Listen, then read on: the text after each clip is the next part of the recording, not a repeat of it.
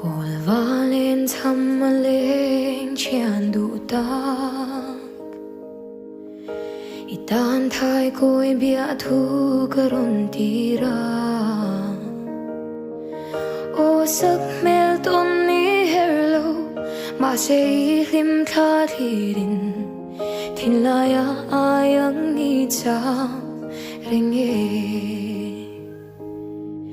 van dum pole boruak thiang kara har kan run riang te a hian mo ke lung mol hian lung chim ten ka don vung vung chin che a sak mel tun ni si lo ka chian sak mel ton lo kar la chian kan kar lam tuang a thui vung vung ka thin lung chung ril la i cham reng o ka chian thai koi bia thu ka hlan to che a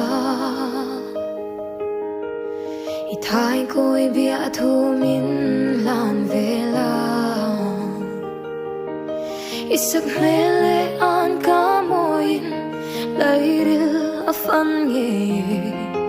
intika ton ni herve ang mo sak mel ton lo kar la chian kan kar lam tuang at hui vong vong ka thin lung chung ril lao i cham reng o ka chian